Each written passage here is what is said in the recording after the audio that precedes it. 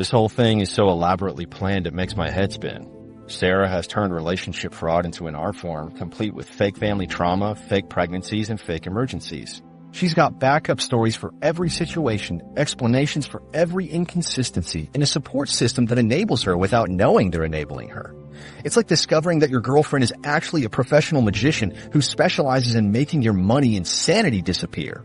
The mother tells me about Sarah's methods in detail that makes me feel like the world's biggest idiot.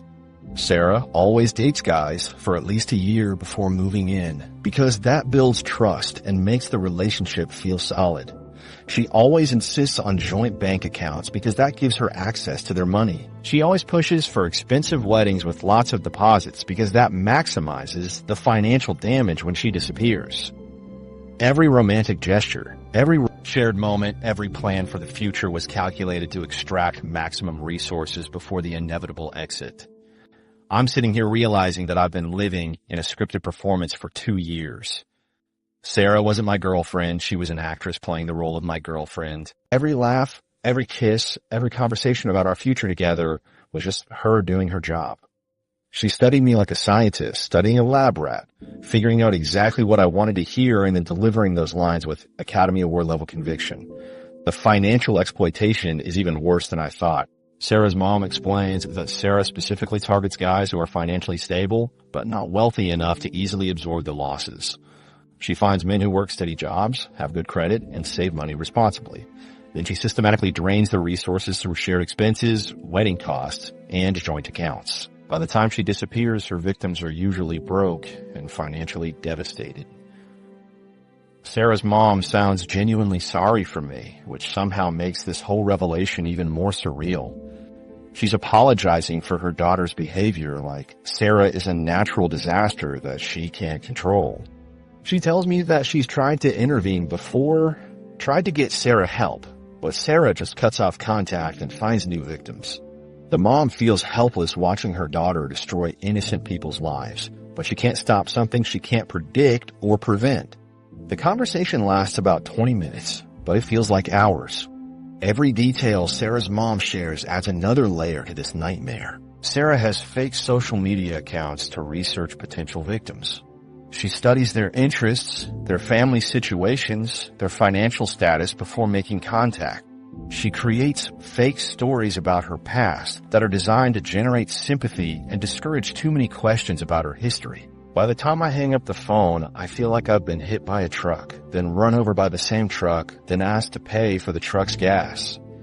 I've spent 2 years building a relationship with someone who was essentially a professional liar, conducting a long-term financial and emotional heist.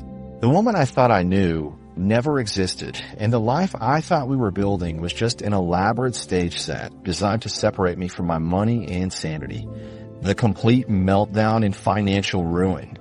I hang up the phone and just sit there staring at the wall for about 2 hours. My brain feels like someone put it in a blender with concrete mix and hit the puree button.